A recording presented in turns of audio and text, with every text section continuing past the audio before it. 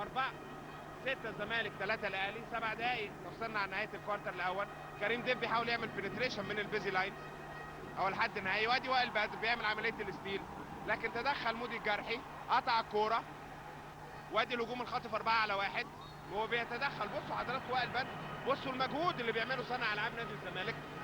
قطع الكوره وكان رايح يعمل هجوم خاطف فاست بريك، اتقطعت منه الكوره، عدل من موقفه وعمل ارتداد دفاعي سريع جدا، وهو اللي قطع الكوره وخرجها خارج الملعب. كريم ضيف، الغنام، اسلام علي وتصويبه ثلاثيه، لكن المتابعه من سمير جوده وخارج الملعب لصالح النادي الاهلي. 6 الزمالك 3 الاهلي. 6 دقائق 36 ثانيه.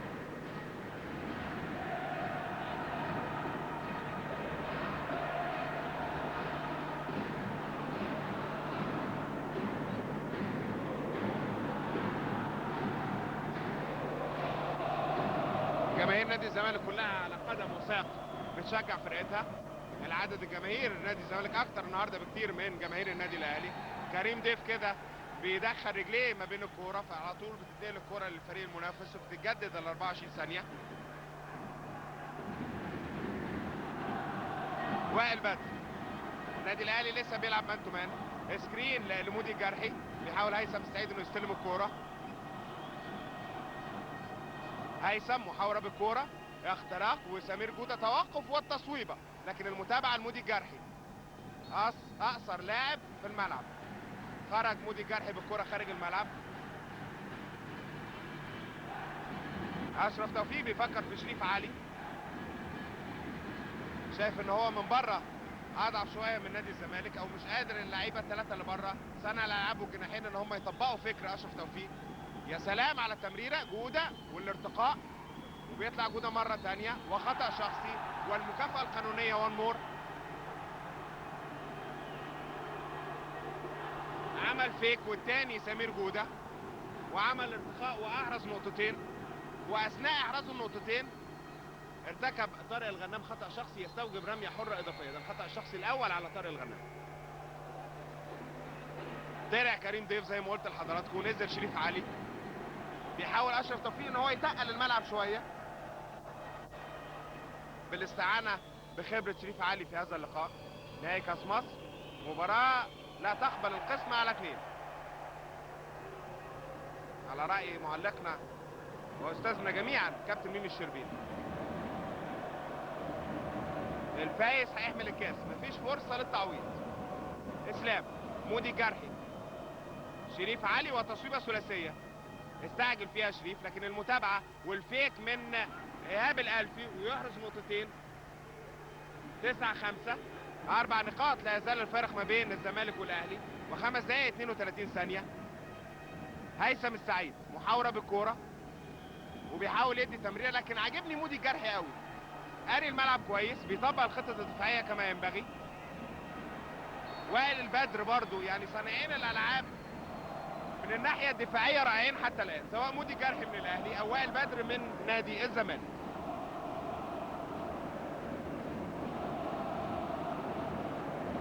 شريف علي، ايهاب الالفي، اسلام، مجموعه من التمريرات لمحاوله لخلخله دفاع نادي الزمالك. هيثم السحارتي خارج الملعب. صراع لازم ناخد بالنا منه ما بين عملاقين الناديين، عملاق النادي الاهلي طارق الغنام وعملاق نادي الزمالك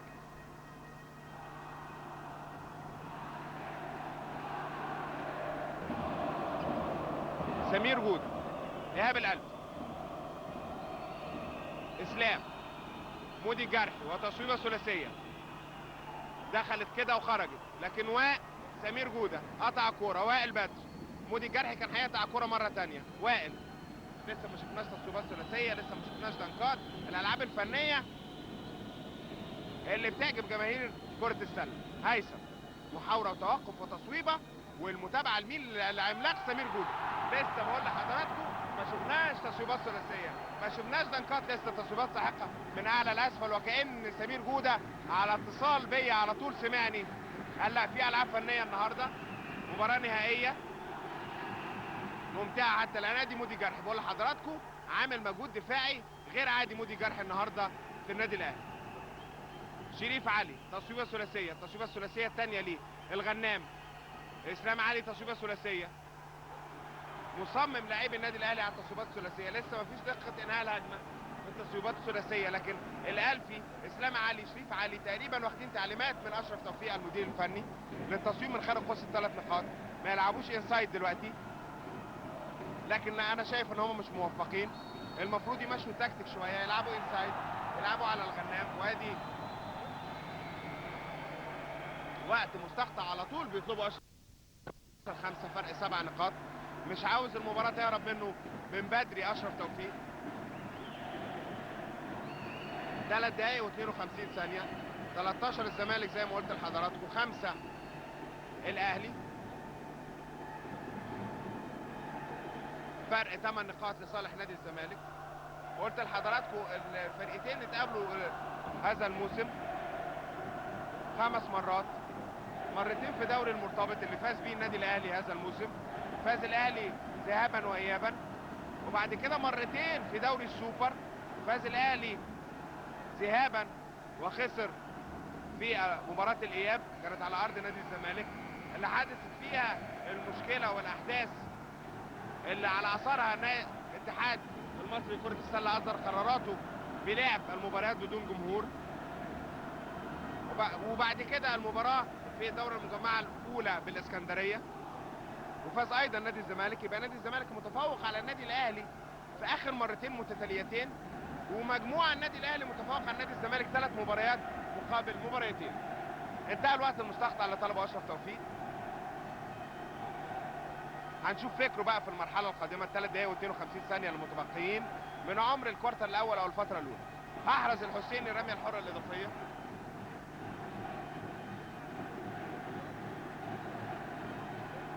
النادي الاهلي بيعتمد حتى الان على التصويبات من خارج قوس ال3 نقاط، بعكس نادي الزمالك بيلعب انسايد جيم، بيستغل تماما سمير جودة. شريف علي، الالفي، لسه التمريرات من خارج قوس ال3 نقاط. اسلام، الغنام استلم الكوره، ارتكاز خلفي هوك، لكن المتابعه للحسيني سمير والهجوم الخاطف. وائل بدر بيعمل بنتريشن وعلى طريقه عنتر شايل سيفه. وائل بدر استلم الكوره من منتصف الملعب، عمل المحاوره وطلع وعمل البنتريشن الصح، اختراق لدفاع النادي الاهلي واحرز نقطتين. 16 الزمالك 5 الاهلي، 3 دقايق، لسه مصمم لاعبي النادي الاهلي على التصويب من خارج قوس ال3 نقاط. وادي الهجوم الخاطف وتصويبه السلميه رائعه على هيثم السعيد. دقيقتين 56 ثانيه، 17 الزمالك، اسف 18 الزمالك 5 الاهلي، فرق 13 نقطه. مودي الجرحي بيعتمد على نفسه تماما وبيعمل بنتريشن، اختراق لدفاع نادي الزمالك وبيحرز نقطتين. 18 الزمالك 7 الاهلي، 11 نقطة، بيتخلص الفارق ومتبقي دقيقتين و32 ثانية. وائل بدر، هيثم السعيد، تصويبة ثلاثية لكن لسه ما ظبطتش مع الفرقتين النهارده. هجوم خاطف 4 على 2، ايهاب الالفي، توقف وتصويبة، لكن هيثم السعيد استلم الكرة وهو خارج الملعب، فيبقى اوت سايد لصالح النادي الاهلي. تغييرات بالجملة، هينزل شريف الدياسطي ويطلع ايهاب الالفي، وهينزل 7 من النادي الاهلي ابراهيم الجمال،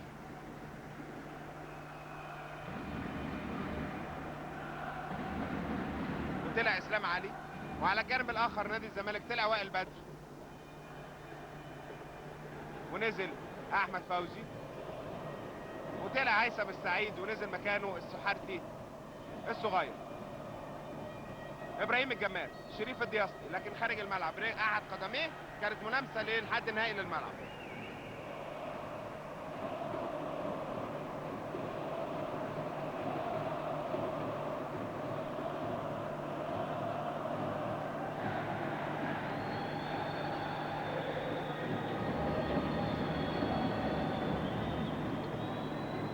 هيثم الحسيني سمير، تصويبه ثلاثيه لكن ايربول، وطلع شريف الدياسطي لكن ارتكب مخالفه المشي بالكره بعد المتابعه الدفاعيه.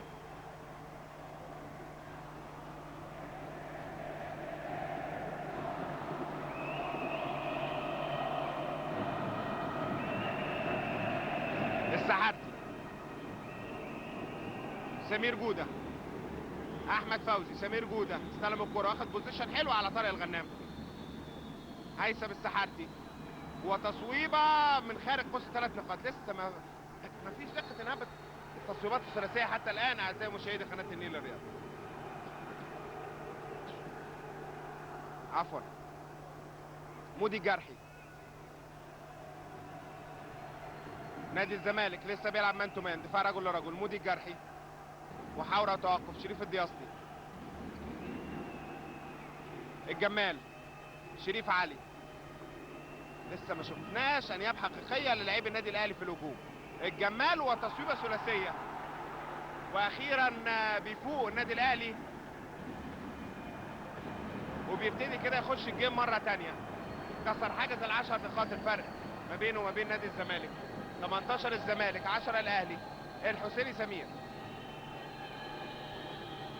في اخر 53 ثانيه من عمر الكوارتر الاول.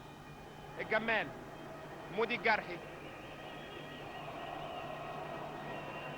الجمال مرة تانية استحوذ على الكورة. مودي الجرحي، الجمال، تفاهم كده ما بينه وما بين مودي وتصويبة ثلاثية، لكن عمل تمويه وعمل التصويبة السلمية بتاعته، لكن خبطت في سن الحلقة والمتابعة الدفاعية لأحمد فوزي صانع ألعاب نادي الزمالك.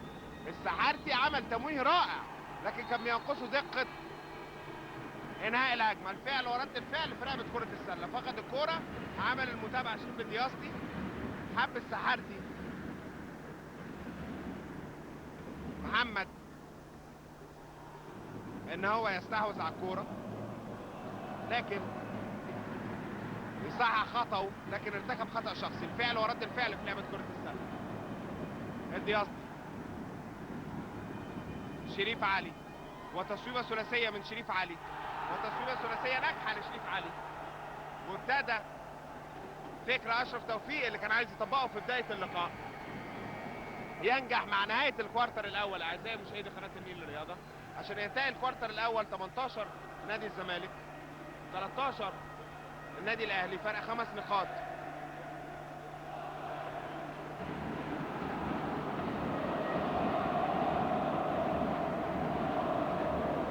ملخص سريع للكوارتر الاول اللي ما تابعناش من بدايه اللقاء. ابتدت المباراه سجال ما بين الفريقين، كل فريق ضيع تصويبه سلميه في بدايه اللقاء. ابتدى نادي الزمالك يلعب على الانسايد جيم، ان هو يخلص الكره من تحت السله بالمفهوم البسيط للعبه عن طريق سمير جوده. وائل بدر كان مميز جدا في الهجوم الخاطف، ما شفناش تصويبات ثلاثيه كتير. كان النادي الاهلي استراتيجيه لعبه في بدايه اللقاء انه يحرز تصويبات ثلاثيه، سواء عن طريق كريم ضيف اللي ما عادش كتير في الملعب، وفضل اشرف توفيق الخبره عن الشباب فاستبعده مؤقتا من اللقاء ونزل مكانه شريف علي. كان في شريف علي واسلام ومودي كانوا بيحاولوا ان هم يحرزوا تصويبات ثلاثيه، بجانب ايهاب الالفي كان بيلعب 4، وكان بيطلع بره خارج قوس 3 نقاط عشان يحاول احراز التصويبات الثلاثيه، لكن ما نجحش اشرف توفيق ولاعبيه في احراز التصويبات الثلاثيه. حاول ان هو يعمل هجوم خاطف، لكن الارتداد الدفاعي السريع لنادي الزمالك اوقف له الهجوم الخاطف ده، ونجح في نهايه الكوارتر الاول ان هو يخلص الفارق اللي هو كان وصل ل 11 نقطه الى 5 نقاط 18-13. انتهى الوقت الراحه اللي ما بين الكوارتر الاول والكوارتر الثاني، وهنستأنف اللقاء مع حضراتكم مره ثانيه. احمد فوزي، الاهلي بيلعب مان تو مان، دفاع رجل لرجل، توقف وتصويبه من خارج قوس 3 نقاط، والتصويبه الثلاثيه ناجحه لاحمد فوزي. مودي، شريف الدياسطي لسه ما شفناش منه حاجه. الغنام، الدياسطي وتصويبه ثلاثيه. بقول لحضراتكم استراتيجيه النادي الاهلي النهارده، العنوان والمانشيت الرئيسي لاداء النادي الاهلي هو التصويبات من خارج قوس 3 نقاط. نجح فيها النادي الاهلي بقاله تقريبا 3 دقايق. الحسيني سمير، السحارتي الصغير، هيثم وتصويبه والمتابعه، لكن خطأ شخصي بيحسبه الحكم الثالث لهذا اللقاء. هشام قط ضد شريف الدياسطي لاعب ارتكاز النادي الاهلي، بيخرج محمد السحارتي وبينزل مكانه طارق سعيد، لاعب رقم 12 في صفوف نادي الزمالك.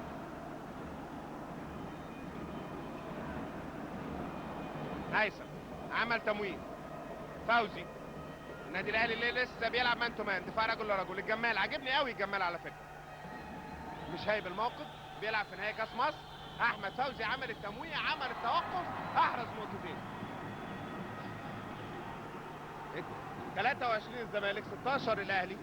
مودي جرحي الغنام منتظر منه الكثير والكثير من جماهير النادي الاهلي. الغنام مودي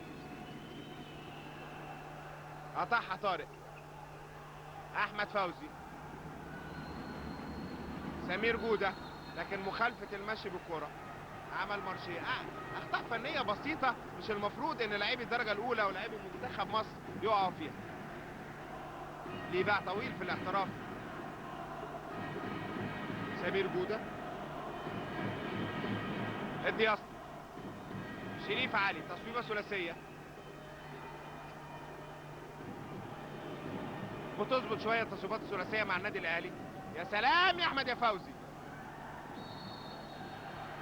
لكن طارق السعيد عمل المتابعة الهجومية، اعاقه شريف علي، ويبقى في رميتين حرتين لنادي الزمالك. طلع الحسيني سمير ونزل لاعب رقم 14 احمد خالد السعيد، مميز في التصويبات الثلاثيه. هل هيبتدي بقى طارق سليم مدير الفني نادي الزمالك اللي هو يلعب انسايد ويدعم من خارج القوس بتصويبات ثلاثيه ايضا عن طريق احمد فوزي وعن طريق احمد خالد السعيد؟ هنشوف فكره بقى في الفتره الجايه. احرز طارق الرميتين الحرتين 25-16، بيتسع الفارق مرة تانية وبيوصل ل9 نقاط بعد ما كان تقلص في نهاية الكوارتر الأول ب5 نقاط لصالح نادي الزمالك. الجمال الدياسطي استلم الكورة،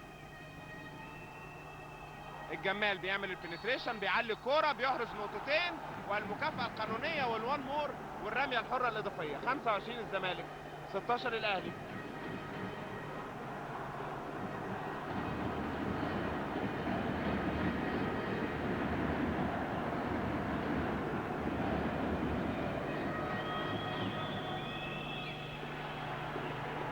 احرز الرميه الحره الاضافيه الجمال 25-9، فارق 6 نقاط لصالح الزمالك. 7 دقائق 42 ثانيه. هيثم السحارتي، سمير جوده، طارق. هيثم عمل الفيك، عمل الاختراق، خلص اي حاجه كده، ما كانش فيه دقه انهاء الهجمه، لا غابه من الازرق قدامه. مودي الجرحي والهجوم الخاطف. يا سلام عليك يا مودي، يا سلام عليك يا مودي، وكمان ايه رايح يعمل ستيل، السرقه الشريفه والمشروعه في لعبه كره السله. ابتدى الاهلي يظبط من اوضاعه شويه، يتلاشى الاخطاء الدفاعيه والهجوميه، ابتدى يخش في الجيم، قلل الفرق ل4 نقاط. وادي خطا شخصي ضد مودي.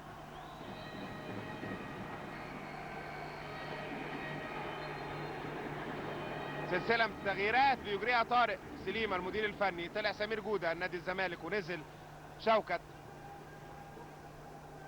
يبقى كده غير الخماسي اللي ابتدوا اللقاء، غيرهم بالتدريج. طارق سليم، احمد فوزي، طارق السعيد، تصويبه ونقطتين من اعلى المنطقه المحرمه. 27 الزمالك 21 الاهلي، 6 نقاط.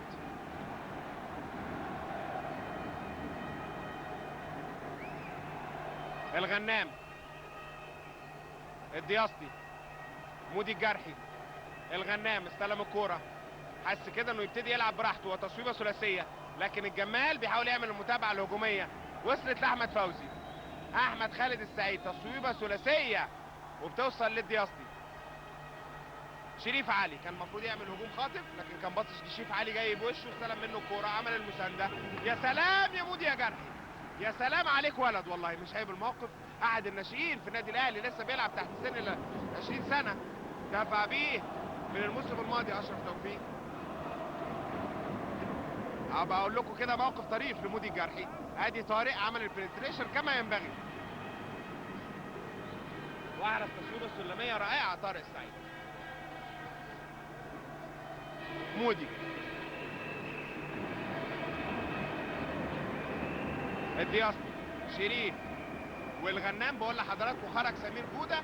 ابتدى الغنام يحس ان هو يبتدي يلعب براحته. 29 25، 4 نقاط فرق.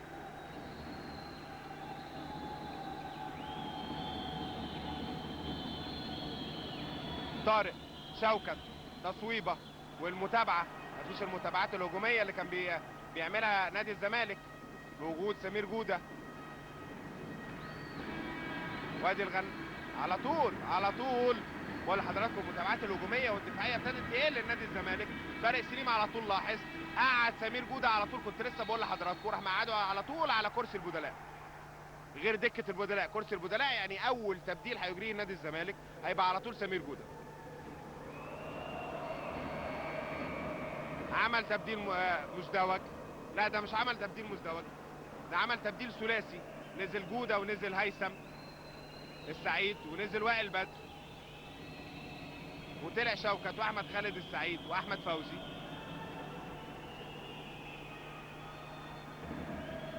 نزل القوة الضربة كلها طارق سليم المدير الفني لنادي الزمالك.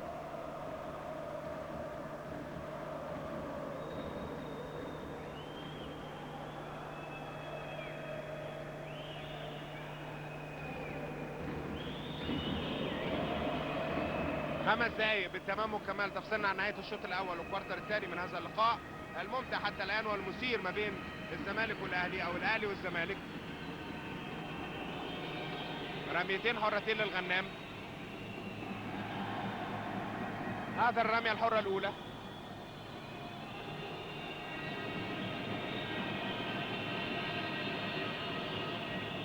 وأهدر أيضا الرمية الحرة الثانية. وادي المتابعة الدفاعية لسمير جودة. وائل بدر نقل الملعب بسرعة. هيثم السعيد، وائل بدر،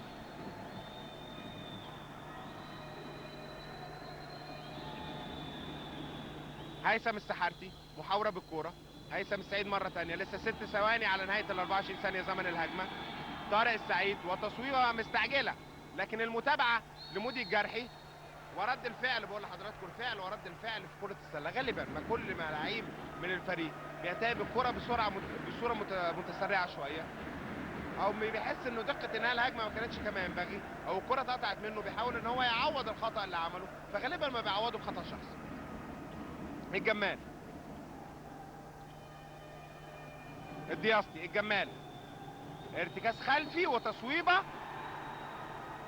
ورميتين حرتين. 29 الزمالك لا يزال الفرق 4 نقاط. 25 الاهلي. 4 دقايق و20 ثانية. وادي الحسيني سمير بينزل وبيطلع هيثم السحارتي بيرجع بعد ما غير الخماسي بالتدريج.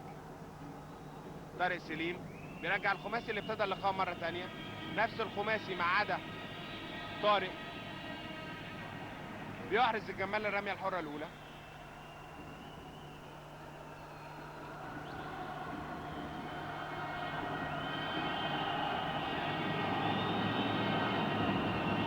وبيحرز أيضا الرمية الحرة الثانية. بقول لحضراتكم من أول نزوله الجمال هو عاجبني لفت نظري.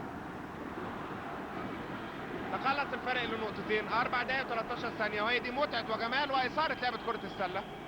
29 الزمالك 27 الأهلي. هيثم دقة استلام الكرة ما كانتش موجودة. التسليم والتسلم.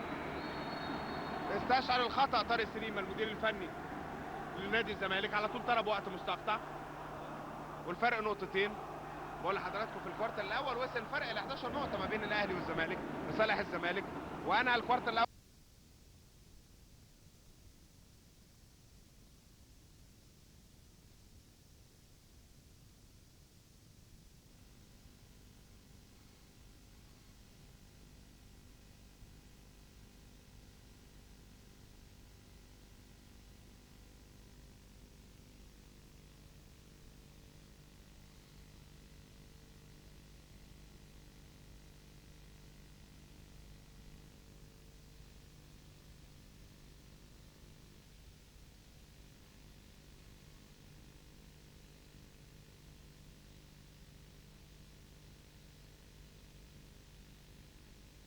تلاشى الاخطاء الدفاعيه والهجوميه اللي بيقع فيها. وابتدى يعدل من اوضاعه، بعد شويه عن استراتيجيه التصويب من خارج قوس الثلاث نقاط، لجأ لان هو يلعب انسايد جيم، وخاصه بعد خروج سمير جوده لاعب ارتكاز نادي الزمالك. ابتدى طارق الغنام يحس بحريه في الاداء. ادي المقصوره الرئيسيه رئيس الاتحاد المصري لكره السله محمود احمد علي، والعمري فاروق من مجلس اداره نادي الاهلي.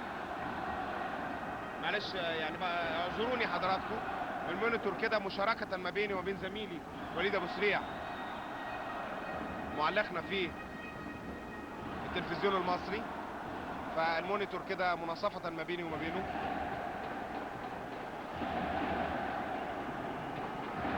انتهى الوقت المستقطع اللي طالبه طارق سليمه المدير الفني لنادي الزمالك. ما اجراش اي مدير فني تغيير اثناء الوقت المستقطع، نفس الخماسي لدى الفريقين. شريف علي، يا سلام يا جمال، عاجبني بقول لحضراتكم، لكن اتعمل له بلوك حلو قوي من سمير جودي. الغنام تدخل الحسيني سمير، وائل بدر، طارق السعيد عمل هوك حلو قوي. طارق السعيد عمل هوك حلو قوي. مودي الجرحي، الجمال، شريف علي. نادي الزمالك بيلعب مان تو مان، دفاع رجل لرجل. كروس باص حلو قوي لمودي الجرحي، محاوله وتوقف وتصويبه. الغنام عمل المتابعه الهجوميه من المتابعات الهجوميه القليله قوي اللي عملها الغنام النهارده. انتهى ال 24 ثانيه، الزمن المخصص لكل فريق للهجوم على سله المنافس. اول 24 ثانيه نشوفها النهارده. 31 الزمالك 27 الاهلي. لا يزال فارق الاربع نقاط ما بين الاهلي والزمالك، كان تقلص الى نقطتين. الحسيني سمير، طارق، والجمال قطع منه الكوره، عمل ستيل. السرقه الشريفه والمشروعه في لعبه كره السله. الهجوم الخاطف الجمال وشريف الدياسطي، وتصويبه لكن خطا شخصي من وائل بدري يستوجب رميتين حرتين. وجود فاول نقدر نقول خطا شخصي جيد. ليه؟ لاعب كره السله لان هو بنع بيه باسكت، وبيحط بقى احتمالات للاعب المصاب من الفريق المنافس. لو جاب واحده من الاثنين يبقى هو نجح في الخطا الشخصي، وبيخش بقى في لعبه احتمالات. ادي الدياسطي احرز الاولى، يبقى لغايه دلوقتي ما نجحش. او وائل بدر لسان حاله كده بيقول الخطا الشخصي لسه ما اتاس ثماره حتى الان. لا كده يبقى الخطا الشخصي مثمر، لان هو بدل ما يجيب شريف الدياسطي نقطتين جاب نقطه واحده بس. وائل بدر دقيقتين 32 ثانيه، 31 الزمالك 28 الاهلي. الحسيني سمير ليه اب شوتنج بعيد المدى، يعني يستعجل عليها قوي. كان لسه بدري، كان لسه في مساحه من الملعب يقدر يتحرك فيها.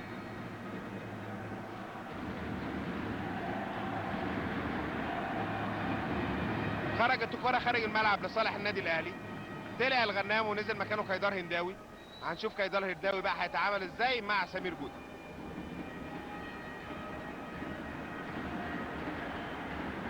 مودي،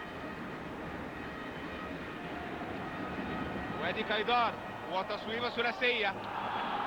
اول ما نزل كيدار اعزائي مشاهدي قناه النيل للرياضه، عاده لاعب كره السله اول ما بينزل ما بيعمل تمريره او اتنين بيحاول يعمل دخول على الباسكت.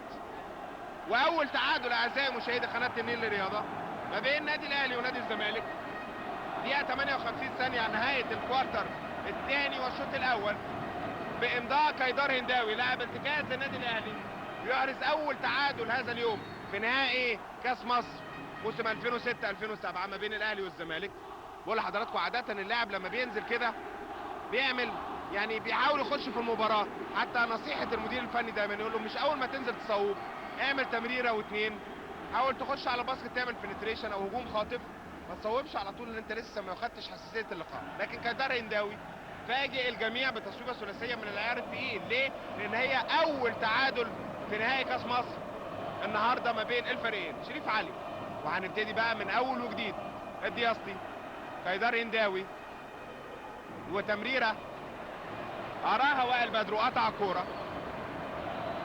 وائل بدر، احمد فوزي، تمويه، وائل بدر، هيثم السعيد بيعمل تمويه، وائل بدر بيرد على التصويبه الثلاثيه ليه كايدار هنداوي. بقول لحضراتكم وائل بدر هذا الموسم بيسطر وبيكتب ان هي احسن مواسم حياته.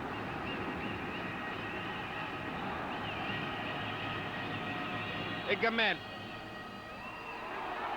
دقة انهاء الهجمة ما كانتش موجودة، الفعل ورد الفعل في لعبة كرة السلة زي ما شرحت لحضراتكم قبل كده. خطأ الشخصي الأول على كايدار هنداوي.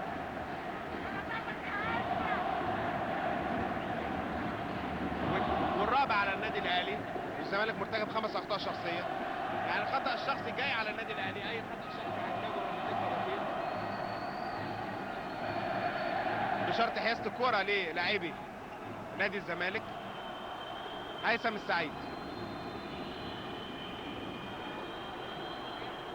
كايدار هنداوي قطع الكوره، كان بيعمل لعبه ذكاء كده سمير جودة انه يخبط الكوره فيه ويستغلها اوت سايد، لكن قطعها كايدار. وادي شريف علي ارتقاء وخطا شخصي من السحارتي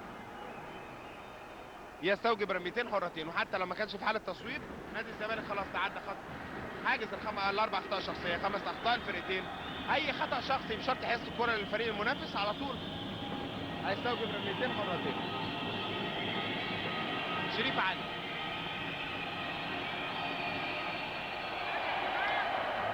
ما جابش الاولى،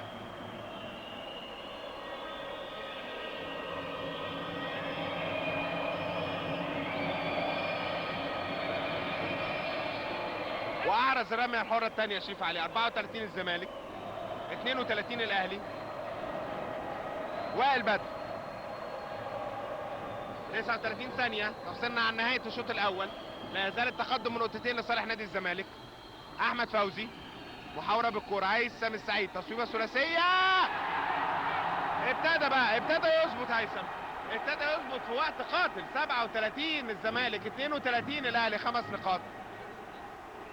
سر التصويبات الثلاثيه في لعبه كره السله انها ممكن تقلب الجيم بسرعه جدا، فرق يتسع بسرعه جدا. مودي الجرحي، كايدار هنداوي، مودي الجرحي، تمويه وشريف علي وتصويبه ثلاثيه. وبينتهي اعزائي مشاهدي قناه النيل للرياضه بالتصويبه اللي كانت من شريف علي. الشوط الاول بتقدم الزمالك 37 الاهلي 32، 5 نقاط فرق لصالح نادي الزمالك. انا الشوط الاول 18-13 برضه فرق 5 نقاط لصالح نادي الزمالك. يبقى الفريقين في الكوارتر الثاني متعادلين حتى الان. اعزائي مشاهدي قناه النيل للرياضه،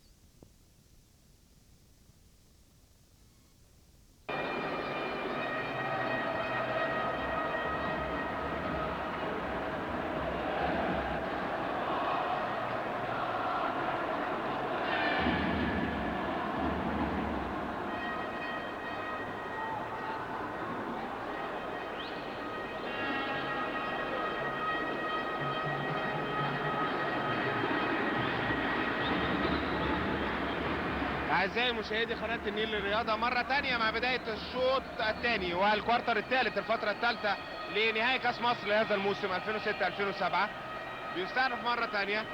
احب بس اسجل اعجابي باللفته الطيبه اللي كانت من الجاهزين الفنيين اثناء الراحه. ابتدى جمهورين الفريقين سواء جمهور النادي الاهلي وجمهور نادي الزمالك يتراشقوا بالالفاظ الخارجه، فوجه طارق سليم نداء لجماهير نادي الزمالك ان نلتزم بالروح الرياضيه والتشجيع المثالي والرياضي في هذا اللقاء عشان ما يبقاش في حساسيه ما بين الفرقتين. وايضا توجه المهندس الجرحي والد مودي الجرحي صانع العاب النادي الاهلي من النادي الاهلي بنداء برضو النادي الاهلي ان هم يوقفوا الشتائم والالفاظ الخارجه عشان تخرج المباراه بما يليق باسم النادي. مودي الجرحي صانع العاب النادي الاهلي، محاوره بالكوره، شريف الدياسطي يحاول يعمل اختراق واختراق ناجح ونقطتين يضيفهم الى رصيد النادي الاهلي عشان يتقلص الفارق الى 3 نقاط. 37 الاهلي 37 الزمالك، 34 الاهلي. 8 دقائق 54 ثانيه. الحسيني سمير محاوره بالكوره، النادي الاهلي بيلعب مان تو مان بعد ما كان انهى الكوارتر الثاني بدفاع المنطقه. ومخالفة المشي بالكرة على طارق سعيد لاعب ارتكاز نادي الزمالك. احد الاخطاء الفنية اللي قلت لحضراتكم بتنتقل على طول الكرة للفريق المنافس، سواء مارشيه سواء دبل دريبل. الباك زون انتهاء ال 24 ثانية الزمن المخصص لهجوم كل فريق. الدياسطي محاولة بالكرة، الجمال وتصويبة من خارج قوس 3 نقاط، لكن ايربو وخرجت خارج الملعب اثناء ما الحسيني سمير جناح النادي الزمالك كان بيحاول يعمل متابعة دفاعية للكرة، خرجت خارج الملعب. اوت سايد لصالح النادي الاهلي. مودي جرحي، ابراهيم الجمال وتصويبة سلمية، لكن دقة انهاء الهجمة مش موجودة. مودي الجرحي محاولة بالكرة، زود فيها مودي، كان المفروض يعمل تمريرة اتقطعت منه. وائل بدر صانع العاب نادي الزمالك. نادي الاهلي بيلعب مان تو مان، دفاع رجل لرجل. جودة، هيثم، طارق بيحاول يعمل هوك لكن غير رأيه وعمل تمريرة للحسيني سمير. طارق وصراع ما بينه وما بين شريف الدياسطي، كان بيحاول يعمل له بلوك لكن ارتكب خطأ شخصي يستوجب رميتين حرتين.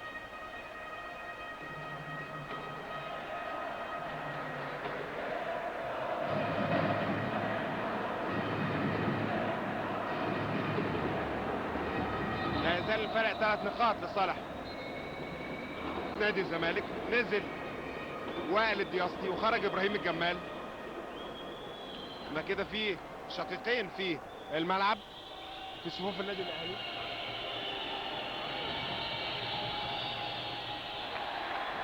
اعرس طارق الرميه الحره الاولى زي ما في شقيقين في نادي الزمالك، السحارتي الاخوه السحارتي في الاخوه الدياسطي في النادي الاهلي. اعرس الرميه الحره الثانيه 39 34 فرق 5 نقاط. مودي الجرحي، كيدار هنداوي صعب التصويبه الثلاثيه اللي احرز منها اول تعادل ما بين الفريقين. وادي شريف الدياسطي ونقطتين طلعها، كان بيحاول لاعبي نادي الزمالك انه يطلعوها من اعلى الباسكت من الاسطوانه الوهميه واتحسبت بنقطتين. نقطتين فرق. اللوحه كانت مسجله 37 لكن عدلت اللوحه مره ثانيه، اللوحه الالكترونيه في الصاله المغطاه باستاد القاهره رجعت مره ثانيه 39 36 فرق 3 نقاط. لا يزال الفارق لصالح نادي الزمالك.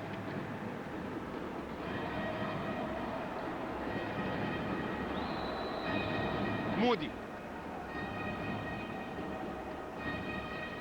ثبت اقدامه مودي في صفوف الدرجه الاولى بالنادي الاهلي. شريف علي،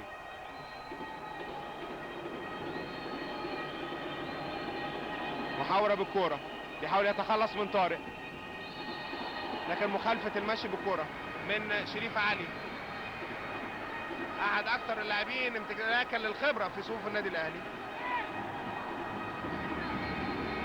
وائل بدر خارج غير راضي تماما عن التبديل اللي اجراه له طارق سليم ونزل مكانه احمد فوزي.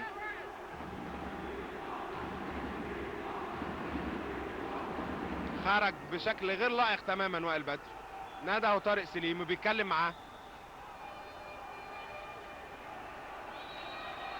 احمد فوزي، نرجع للمباراه مره ثانيه. باونس باس، كره ارضيه مرتده لسمير جوده، بيعمل فيك، عدى من كيدار هنداوي، حاول يعمل الهلب شريف الدياسطي لكن الهلب او المساعده الدفاعيه اللي حاول يعملها ارتكب فيها خطا شخصي.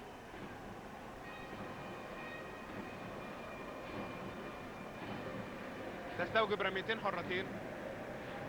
6 دقائق 53 ثانيه.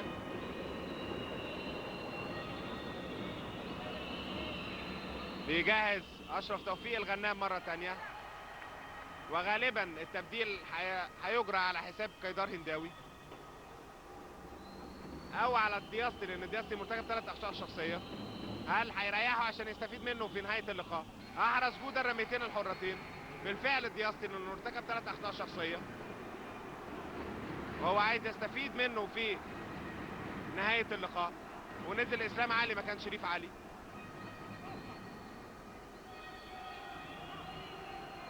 الغنام، كيدار هنداوي وتصويبه من خارج قوس 3 نقاط، والتصويبه الثلاثيه الثانيه لكيدار هنداوي لاعب ارتكاز النادي الاهلي.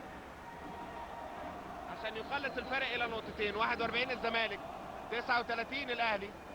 بيرد عليه احمد فوزي لكن اير بول ما لمستش اي حاجه خارج الملعب.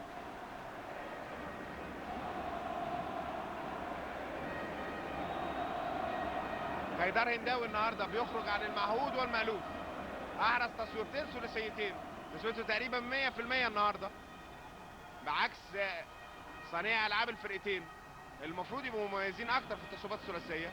رامي الدياسطي حيدر هنداوي لكن قطعها منه سمير جوده. ورامي الدياسطي بعد الكره المقطوعه زي ما عودونا لاعبي كره السله، وزي ما قلت لحضراتكم وشرحت في الشوط الاول، الفعل ورد الفعل في لعبه كره السله. عمل تيرن اوفر. تيرن اوفر هو فقدان الكره من الفريق بدون ادنى محاوله على السله، ويعتبر اخطر حاجه في لعبه كره السله. حاول يعوض الكره اللي اتقطعت منه، فاحرز او ارتكب خطا شخصي يستوجب رميتين حرتين. احرز فوزي الرميه الحره الاولى. سلسله من الرميات الحره الناجحه لنادي الزمالك على مدار الكوارتر الثالث. اول رميتين كانوا لطارق، الرميتين التانيين لسمير جوده، واخر رميتين لاحمد فوزي. مودي حيدر هنداوي. هنشوف قرار الحكم هنا بتكنيكال فاول تقريبا على طارق، خطأ فني ضد طارق.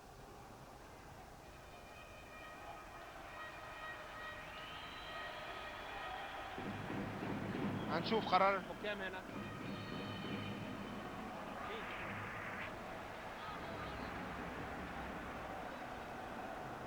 هنشوف قرار الحكام دلوقتي. هشام نظم الحكم الاول اللقاء ماسك الكوره وهنشوف قراره.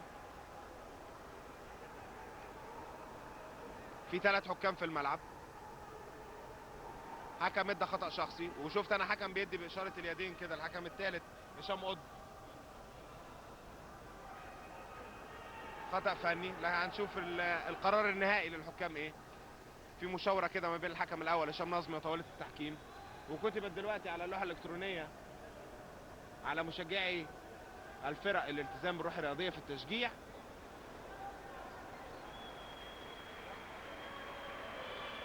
ومن يخالف هذه التعليمات سوف يحتسب خطأ فني على فريقه. الاهلي 39 الزمالك 43، فرق 4 نقاط. 5 دقائق 53 ثانيه على نهايه الكوارتر الثالث او الفتره الثالثه من هذا اللقاء.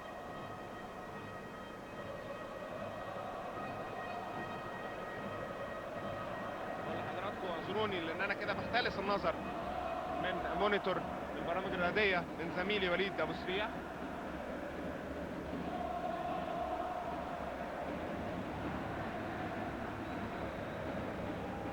رميتين حرتين للنادي الاهلي هينفذهم اسلام علي.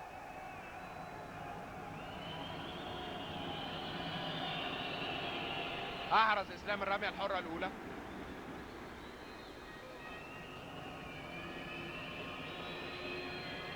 واحرز ايضا الرميه الحره الثانيه اسلام علي جناح النادي الاهلي. وامتلاك للكره للنادي الاهلي. يبقى كده احتسب الخطا الفني على نادي الزمالك. مودي الجرح 43 41. ومودي الجرحي وتصويبه ثلاثيه.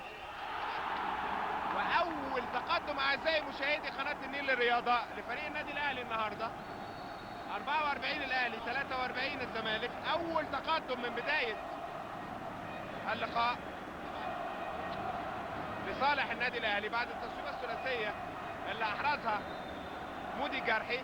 يبقى التصويبه الثلاثيه اللي كانت مؤثره في اللقاء هو تعادل فريقين 31 31.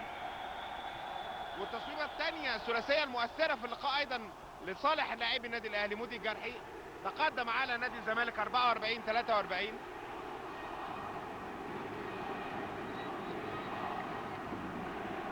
طارق سليم بيكلم هشام نظمي. وادي خطأ شخصي لاحمد فوزي يستوجب رميتين حرتين. وادي التعادل للمره الثانيه في هذا اللقاء، او التعادل افتكر مع بعض كان في الكوارتر الثاني 31 31 بمجرد نزول حيدر هنداوي. وبيحرز احمد فوزي التقدم مرة تانية. 45 الزمالك 44. الحوار اصبح على فرق نقطة دلوقتي للفريقين. مودي الجرحي كان بيحاول يتعمل عليه دبل تيمينج او دفاع مزدوج. وادي الغنام وتصويبة ثلاثية للغنام. بقول لحضراتكم سحر اداء او تصويبة الثلاثي في لعبة كرة السلة. 47 الاهلي 45 الزمالك. بقى فرق نقطتين دلوقتي للنادي الاهلي، وكأن النادي الاهلي بيعلن عن نفسه في نهاية الكوارتر او في النصف الثاني من الكوارتر الثالث او الفترة الثالثة. 5 دقايق وثانيتين اعزائي مشاهدي قناة النيل للرياضة. الاهلي 47 وكرة مقطوعة من اسلام، وعدم تنظيم دفاعي او هجومي لدى لاعبي نادي الزمالك بيستغلوا النادي الاهلي. كيدار هنداوي، رامي الدياسطي، طارق الغنام، وخطأ شخصي من طارق السعيد هيستوجب دخول الكرة من الحد النهائي للملعب، لان الغنام ما كانش في حالة تصويب على السلة. ابتدى الدور الفعال لسمير جودة لاعب ارتكاز نادي الزمالك وعملاق نادي الزمالك يختفي شيئا فشيئا. وادي كيدار هنداوي ارتكاز خلفي، رجعت له الكرة مرة تانية بعد ما اتعمل له بلوك من سمير جودة. الغنام ارتكاز خلفي وتصويبة، والمتابعة لأحمد فوزي لاعب نادي الزمالك، اقصر لاعبي نادي الزمالك في الملعب احمد فوزي. 47 الاهلي 45 الزمالك. هيثم السعيد، طارق، احمد فوزي، سمير جودة، وخطأ شخصي ضد طارق الغنام. 4 دقايق و19 ثانية، وخطأ فني بيحتسبه هشام نظمي الحكم الاول للقاء لاعتراض دكة بدلاء النادي الاهلي على القرار.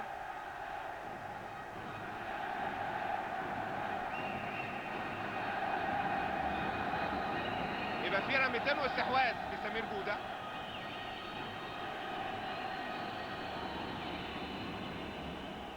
ما جابش الرمية الحرة الاولى.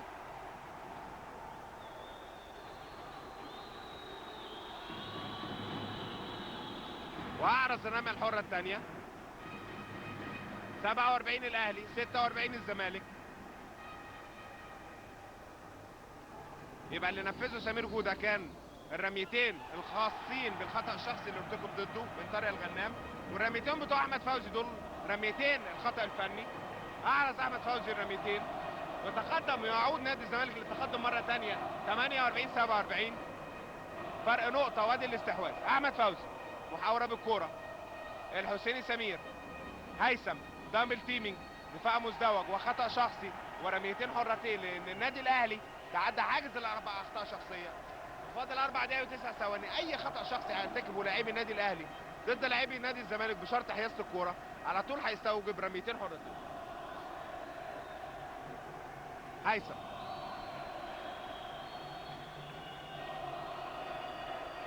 احرز الرميه الحره الاولى.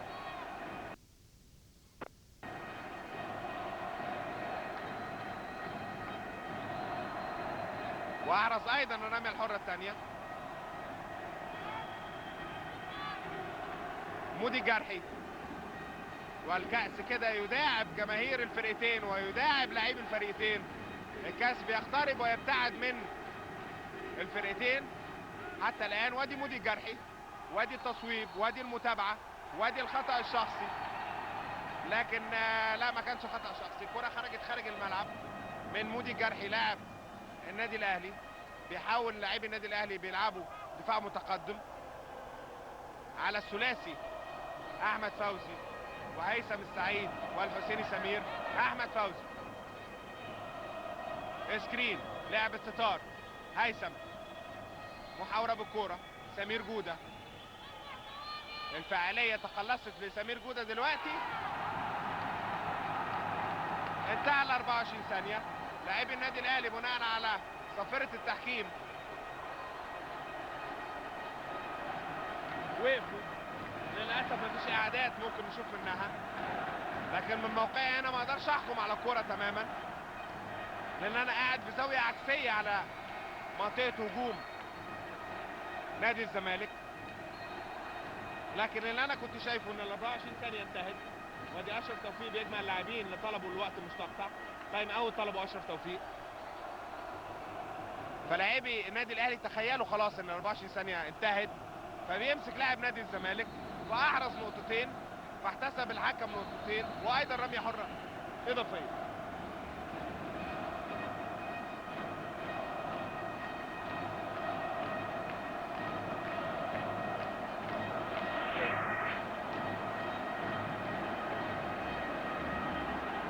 يبقى النتيجه دلوقتي 52 الزمالك 47 الاهلي. رجع الفرق مره ثانيه ل5 نقاط بعد ما كان تقدم الاهلي 47 45. في صعوبه للتعويض بالنسبه للاعبي النادي الاهلي، لكن الزمالك بيجد سهوله في التعويض واتساع الفارق.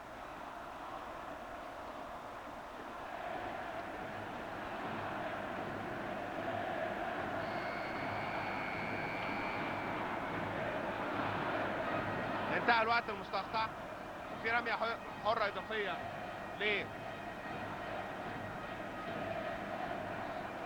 نادي الزمالك. بالمناسبه نادي الزمالك له النصيب الاكبر في حصد بطولات كاس مصر 12 مره، يليه نادي الاتحاد 11 مره. النادي الاهلي 5 مرات فقط.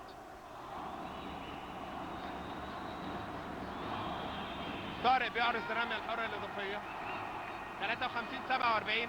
6 نقاط فرق لصالح نادي الزمالك. اسلام علي، هيثم السعيد بيعمل عمليه حجب كده لمودي الجرحي ما بينه وما بين بقيه فريقه. وائل الدياسطي، رامي الدياسطي، الغنام، كيدار هنداوي، الغنام، وادي خطأ شخصي هنشوف احتسب على مين. يستوجب رميتين حرتين لصالح طارق الغنام.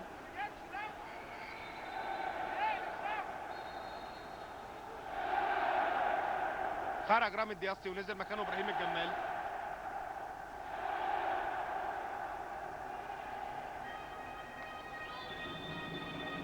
الغنام مع حراسة الرمية الحرة الأولى.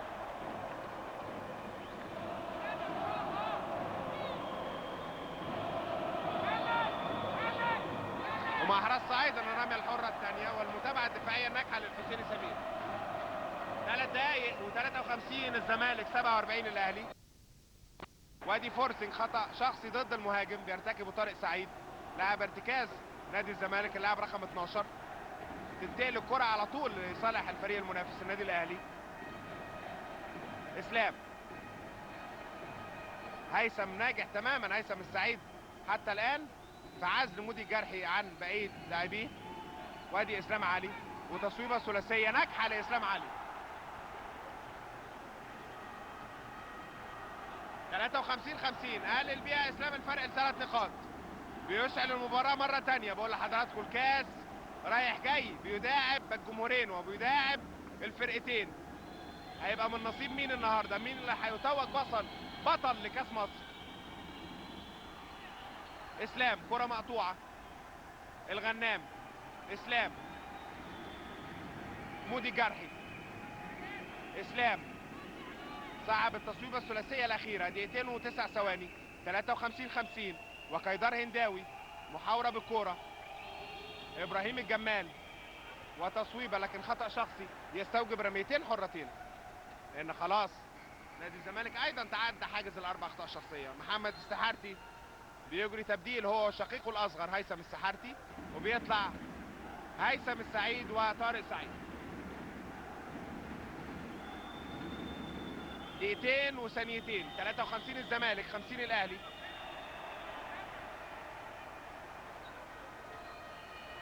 عدم توفيق تام للرميات الحره للاعبي النادي الاهلي بعكس تماما لاعبي نادي الزمالك مركزين جدا في الرميات الحره. احمد فوزي،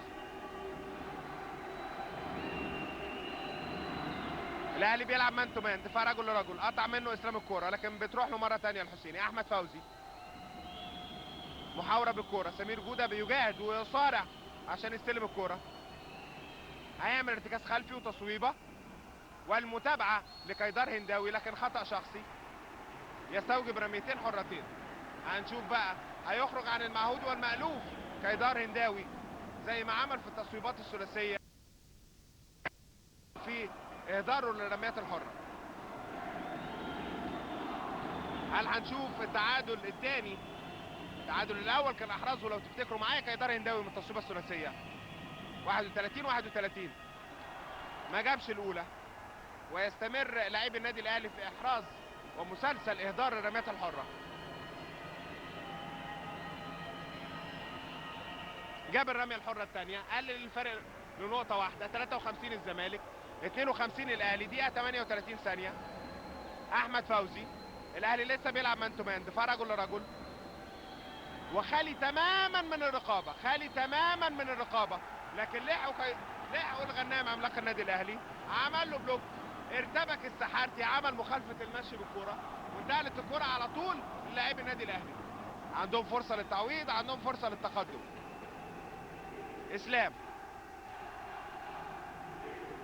اسلام كيدار هنداوي، مودي جرحي، اسلام وتصويبه ثلاثيه والمتابعه الدفاعيه لاحمد فوزي والهجوم الخاطف وهيثم السحارتي ونقطتين. لونج باص وترجمه سريعه وفوريه في سله النادي الاهلي. 55 الزمالك 52 الاهلي، 55 ثانيه. الغنام وتمريره رائعه لاسلام، كروس باص لكن بتوصل لابراهيم الجمال ومخالفه مشي بالكره بيحتسبها هشام قطب الحكم الثالث لهذا اللقاء على ابراهيم الجمال. 44 ثانيه، 3 نقاط فرق، 55 الزمالك 52 الاهلي. احمد فوزي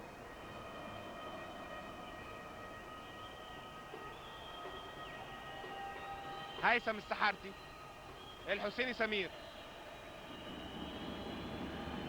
جوده استلم الكوره، هيثم السحارتي وتصويبه ثلاثيه رائعه، تصويبه ثلاثيه من اروع ما يكون لهيثم السحارتي. 58 52 بيعلي بيها الفرق ل 6 نقاط بعد الثلاث نقاط اللي احرزهم. 10 ثواني 8 ثواني. الغنام اسلام علي ثانيه وتصويبه ثلاثيه، لكن سمير جوده بيعمل بلوك في الكره الاخيره.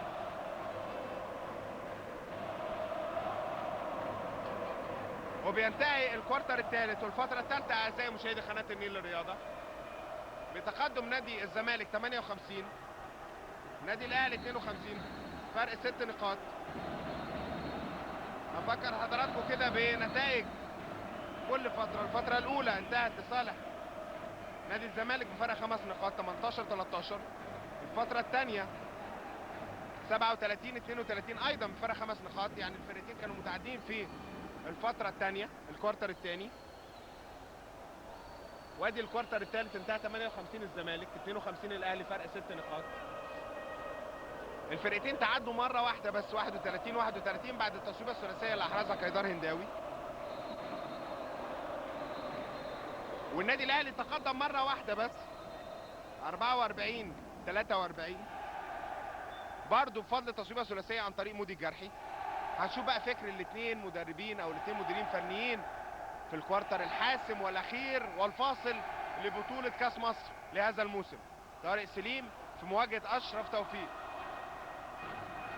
مين الفرقتين او مين لاعبي الفرقتين اللي هيبقوا الاقدر والاكثر تنفيذا لتعليمات كل مدير فني؟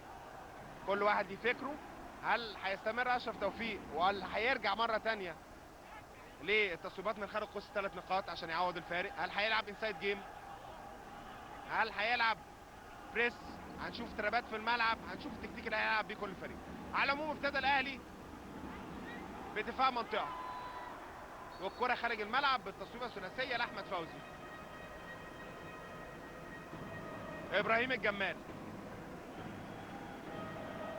مودي،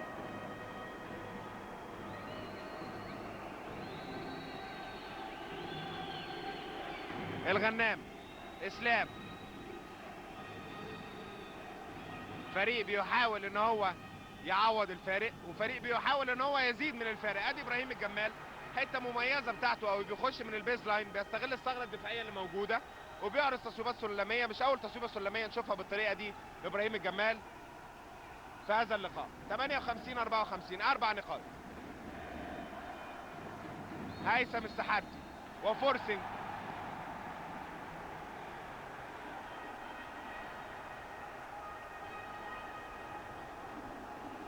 دفاع ضد المهاجم، وخطأ شخصي ضد المهاجم.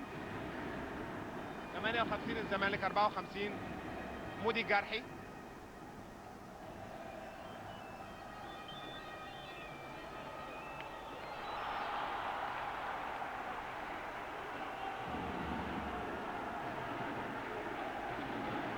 وبيتخلص الفارق الى نقطتين. 58 الزمالك 56 الاهلي. هيثم السحارتي 8 دقايق 43 ثانيه وبنتريشن من هيثم السحارتي. يا سلام عليك، دقه انهاء الهجمه من هيثم السحارتي وبيعرض بيهم نقطتين. 60 56.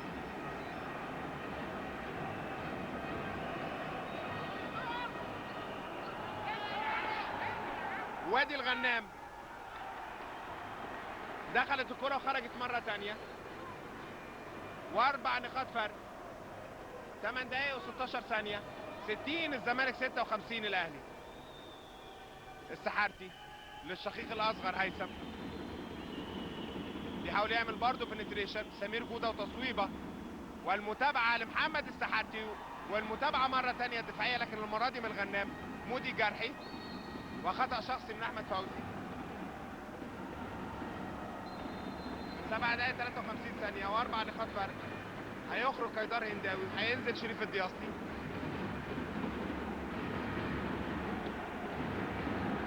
مرتكب 3 اخطاء شخصية شريف الدياسطي، وفروا زي ما قلت لحضراتكم اشرف توفيق لنهاية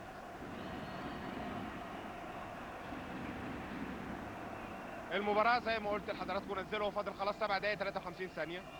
ابراهيم الجمال محاورة بالكرة واختراق اسلام شريف الدياسطي، لكن التمريرة ما كانتش كما ينبغي. ابراهيم الجمال شريف مودي الجرحي، اتجددت ال 24 ثانية مرة تانية.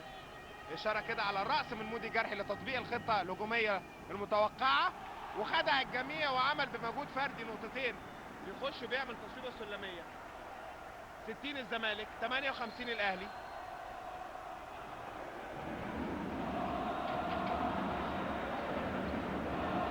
سبع دقايق و20 ثانية، نقطتين فرق لصالح نادي الزمالك. وادي دبل تيمينج بيطبقه شريف الدياسطي ومودي الجرحي. بيطلع اسلام من النادي الاهلي وبينزل مكانه شريف علي، وبيطلع محمد السحارتي من الزمالك وبينزل مكانه وائل بدر.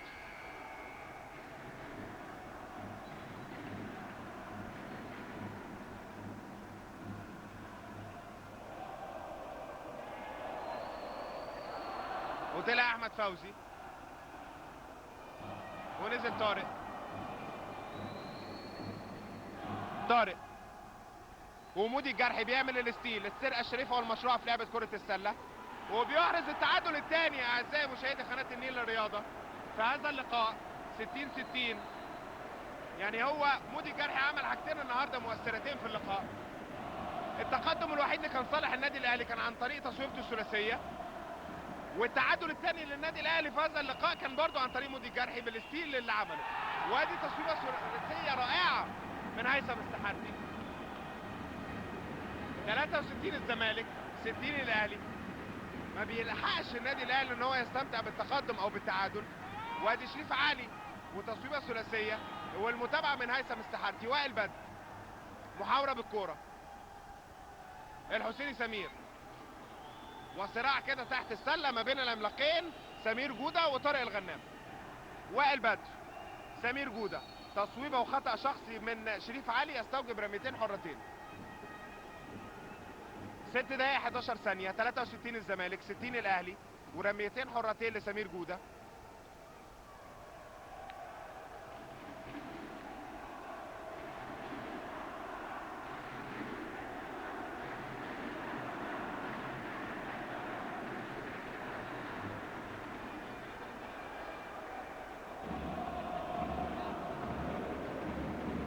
ترمومتر الاداء لدى اللاعبين ارتفع، درجة الحرارة تعدت الحرارة المسموح بيها في اللقاءات.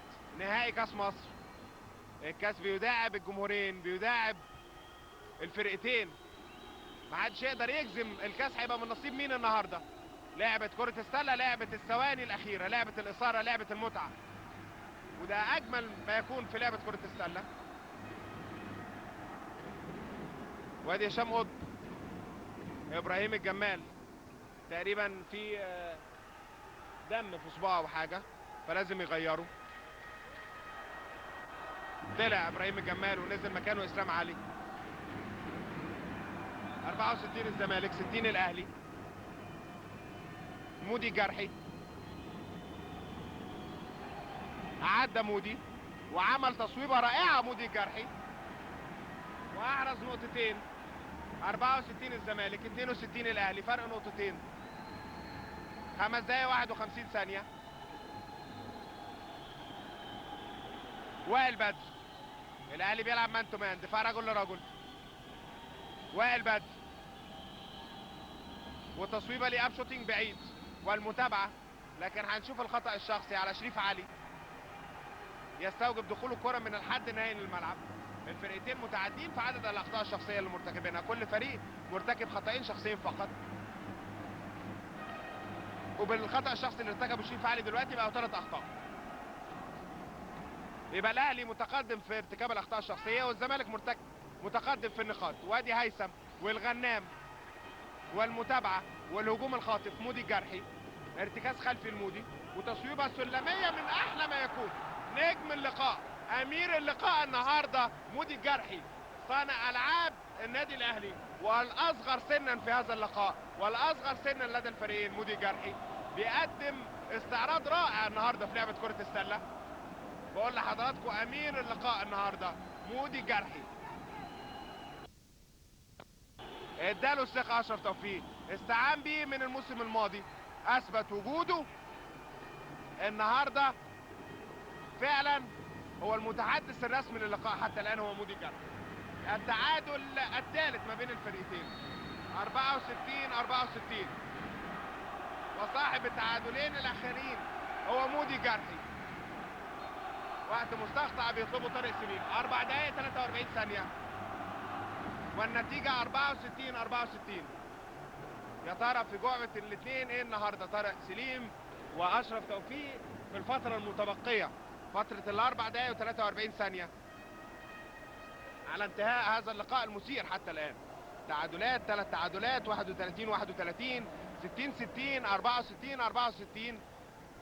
تقدم أغلبية الوقت لنادي الزمالك، بيتقدم النادي الأهلي عن استحياء، تقدم مرة واحدة برضو عن طريق مودي جرحي.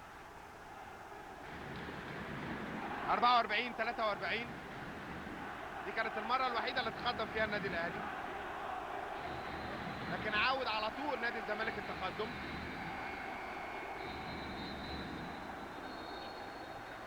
هنشوف أشرف توفيق يا ترى بيقول للاعيبته إيه دلوقتي. ادي النتيجة قدام حضراتكم، اللي بتضم سامح السانيوس المسجل واشرف محمد مقاتي وعماد عصام 24 ثانية والاجهزة عمرو عبد الحافظ ومراقب المباراة صفاء عزب من منطقة الاسماعيلية. الفرقتين متعدين في كل حاجة، 64-64 في النتيجة، و3 اخطاء شخصية مرتكبها كل فريق حتى الان. الغنام ارتكاز خلفي للغنام وتصويبة ونقطتين، والتقدم الثاني في هذا اللقاء لصالح النادي الاهلي. 66-64، فرق نقطتين، 4 دقايق 26 ثانية. يا ترى هيحافظ النادي الاهلي على التقدم ولا زي ما عودنا سيناريو اللقاء النهارده بمجرد تعادل النادي الاهلي او التقدم نادي الزمالك بيفسد على لاعبي النادي الاهلي متعة التقدم. قطع الكورة النادي الاهلي المرة دي. مودي جرحي المتحدث الرسمي للقاء بيقول للجميع النهارده سمع هوس انا موجود في الملعب.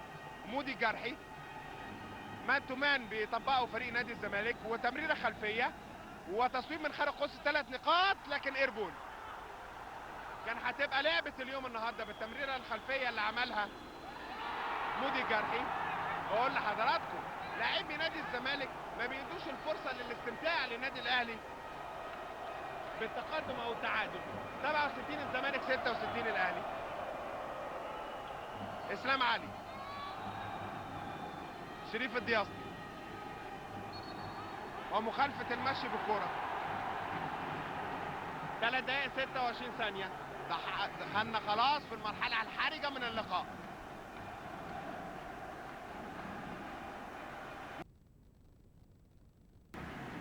وائل بدر وخطأ شخصي على اسلام علي.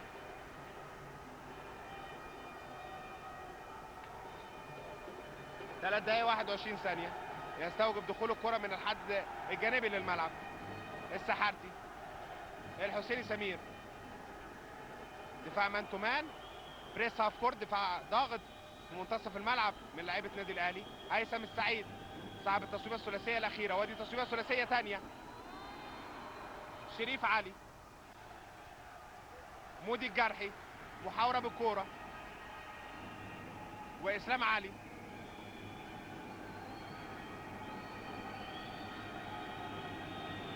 اسلام مرة تانية. دقيقتين 51 ثانية.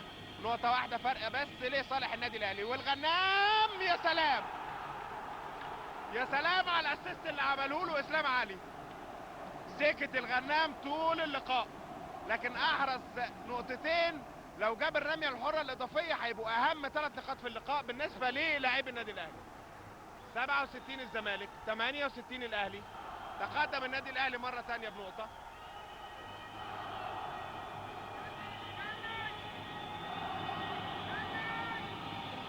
واحرز الرمية الحرة الاضافية. بقول لحضراتكم اهم 3 نقاط في هذا اللقاء بالنسبة للغنام هم 3 نقاط دول. النقطتين اللي جم من اسيست الكرة المؤثرة او المساعدة اللي اداها له اسلام علي، والرمية الحرة الاضافية. وائل بدر، النادي الاهلي بيلعب مان تو مان لسه. وائل بدر، هيثم السحارتي، وكرة مقطوعة، وشريف علي، وهيثم السعيد، ومودي الجرحي. وخطأ شخصي يستوجب رميتين حرتين، لان مودي الجرحي كان 20 ثانية. 67 الزمالك 69 الاهلي. رابع ولا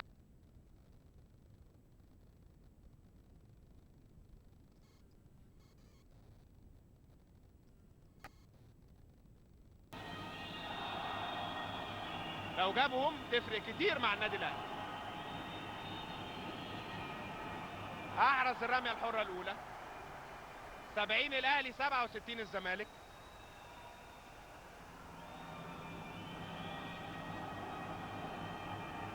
واحرز ايضا الرمية الحرة الثانية. 71 الاهلي 67 الزمالك. 4 نقاط فرق لصالح النادي الاهلي. دقيقتين 15 ثانية. هيثم السحارتي، سمير جودة كان المفروض يلف ويروح على الباسكت، لكن خطأ شخصي بيرتكبه اسلام علي ضد هيثم السحارتي.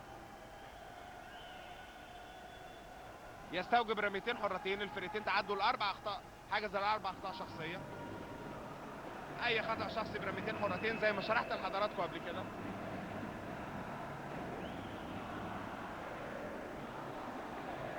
سكون في مدرجات جماهير نادي الزمالك، وفرحة وبهجة في لدى جماهير النادي الاهلي. هيثم بيحرز الرمية الحرة الاولى.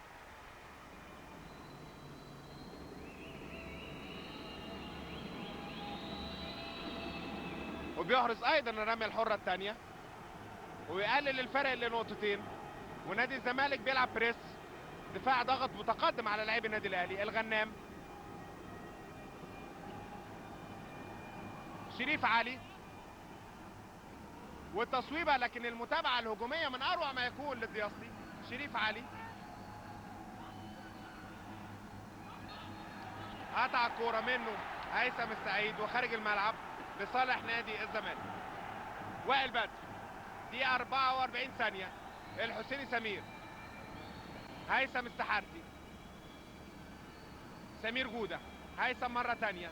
نجم نادي الزمالك في الفتره الرابعه وائل بدر، والحسيني سمير، والمتابعه للحسيني مره ثانيه. عمل المتابعه، دخلت وخرجت. التوفيق وعدم التوفيق. اسلام علي، دقيقة و20 ثانية، 71 الاهلي لا يزال متقدم على نادي الزمالك بنقطتين.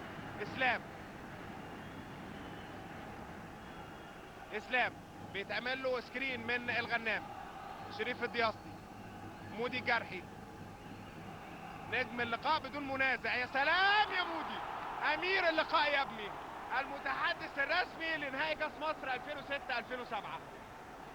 73 الاهلي، 69 الزمالك، 4 نقاط فرق لصالح النادي الاهلي. وائل بدر عمل البنتريشن. يا سلام على البلوك الشيك، يا سلام على البلوك الشيك. اتعمل شريف الدياسطي بلوك من اروع ما يكون في الكرة اللي فاتت. للاسف مفيش اعادات النهارده، لكن بقول لحضراتكم جمهوره ولاعبي النادي الاهلي عملوه صامت، كان على قدم وساق من بدايه اللقاء. لكن هي دي لعبه كره السله، وكانها بتطبق المثل دوام الحال من المحال. مودي الجرحي بيحرز الرميه الحره الاولى، 47 ثانيه، 74 الاهلي، 69 الزمالك. اهدر الرميه الحره الثانيه لكن خارج الملعب لصالح لاعبي النادي الاهلي. 74 الاهلي، 69 الزمالك، فرق 5 نقاط. النادي الاهلي بقى هيبتدي يعمل فريزنج في الكره اللي جايه دي، يعني هيستنفذ ال 24 ثانيه ويحاول ان هو في اخر ال 24 ثانيه يحرز او يصوب على سله نادي الزمالك ولا لا. هو ده اللي هنشوفه. نادي الزمالك هيحاول طبعا يرتكب اخطاء شخصيه عشان يوقف الوقت. ابراهيم الجمال، وبالفعل زي ما بقول لحضراتكم النادي الاهلي هيبتدي يعمل تمريرات كتيره عشان يستنفذ الوقت المتبقي 38 ثانيه، ولاعبي نادي الزمالك هيلجأوا للاخطاء الشخصيه عشان يوقفوا الوقت. 38 ثانيه ورميتين حرتين لابراهيم الجمال جناح النادي الاهلي.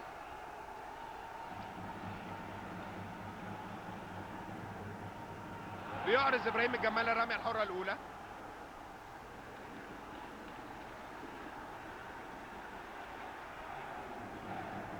وبيحرز ايضا الرميه الحره الثانيه، وبيصعب من ماموريه لاعبي نادي الزمالك. 76 69، 7 نقاط فرق و36 ثانيه. هيثم السحارتي، تصويبه من هيثم من خارج قوس ال3 نقاط، بترجع لهيثم مره ثانيه، عمل المتابعه الهجوميه وعمل التصويب. لكن ابراهيم الجمال، اسلام علي، 21 ثانيه، محاوره بالكره من اسلام، شريف الدياسطي، ابراهيم الجمال، واستسلام من لاعبي نادي الزمالك. 11 ثانيه. الغنام وقف في الفرقتين، وادي بيقذف الكره عاليا. ومبروك للنادي الاهلي. اعزائي مشاهدي قناه النيل للرياضه، قدموا كوارتر اخير من اروع ما يكون، وفازوا في نهائي كاس مصر عشان يتوجوا بطلا لمصر وكاس مصر في موسم 2006 2007 بنتيجه 76 الزمالك، اسف الاهلي، 69 الزمالك. مبروك للنادي الاهلي، مبروك لجهازه الفني، هارد لك للاعبي نادي الزمالك. بالفعل قدموا مباراه من اروع ما يكون على مدار ال3 كوارتر الاولانيين، ال3 فترات الاولى. لكن الاهلي قدر ان هو يعوض الفرق في الكوارتر الرابع، وقدر ان هو يصحح من اوضاعه.